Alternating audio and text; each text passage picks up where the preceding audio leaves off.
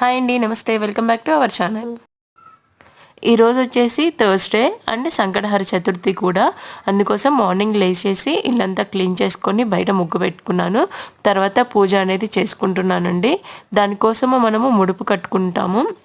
ఆ ముడుపులో కొన్ని బియ్యము, తమలపాకులు, ఖర్జూరము, కొన్ని కాయిన్స్ 11 కానీ అలా కాయిన్స్ 11, 51 అలా కాయిన్స్ పెట్టేసి ముడుపు కట్టి ఈ దేవుడి దగ్గర పెట్టుకోవాలండి. పెట్టుకొని మన కోరిక ఏంటో కోరుకోవాలి.